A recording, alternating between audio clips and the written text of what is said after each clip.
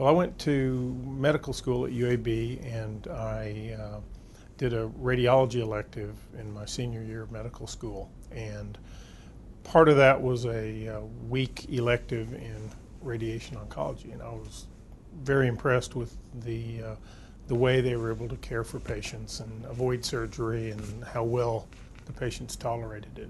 I went into internal medicine after medical school, and after a year of that I decided to go back and finish my radiation training. So that's what I did, and I've been happy with that ever since.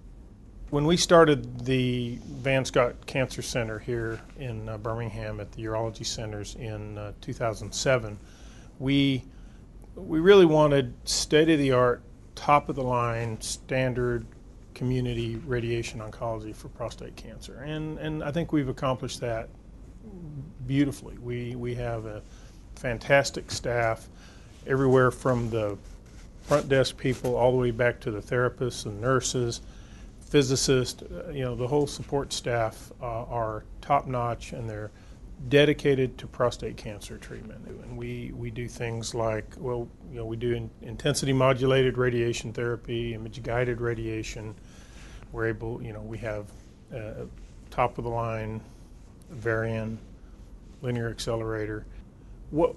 When somebody comes into the center here as a new patient for a consult, I try to spend quite a bit of time. I usually devote an hour to that first discussion, and I'll go through the entire process of their diagnosis and what their PSA is and the grade of their cancer, and try to make sure that they understand everything that I know about them. And I go through that and I write it all out for them.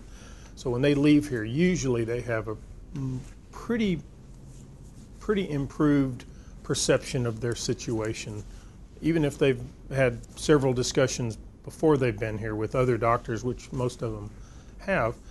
Usually they have a little better idea, and I try to make our discussion on their level. I want to answer whatever questions they have. I always like it when they come in with a list of questions and we go through one by one by one, so when they're finished, they're satisfied that their questions have been answered, and we make a plan for treatment. Sometimes that plan is to go to surgery. Sometimes the plan is to have a seed implant or external radiation. Sometimes the best treatment is to go somewhere else and have treatment closer to home. But we discuss all those options, and and when they leave here, we have a game plan and we go through there. Sometimes people need to think about it a while, and I'm not going to pressure them. I say, come back in a month or call me in next week after you've discussed it with your family or your family doc, and here's the options. Here's what I think may be the best 2 or 3 options. There may be several things that they have to discuss, but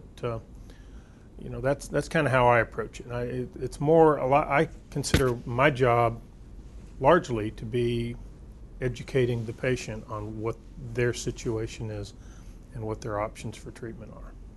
So, we do certain techniques to try to avoid radiation dose to the bladder and rectum, and when somebody comes in, I go over all that in a lot of detail and spend a lot of time with the patients. And it's interesting, a lot of the patients, it's a several month course of treatment in many cases, and a lot of patients at the end of the treatment, you'd think, oh, they're miserable, they're going through all these treatments, but many of them say, oh, I'm so sorry that I'm finishing because I'll miss everybody, and it's such a warm, caring atmosphere. When I'm not practicing medicine, I'm married. I have 4 children. They're all getting up in age. I have 3 out of college and 1 still in college. But they're all still in the area, and we spend a lot of time together as a family. I've got 1 child that's married, and we have a place a little bit out of town and have some woods and some property and some horses, and I work on a couple old cars, and got a lot of outside activities that I like to spend my time with.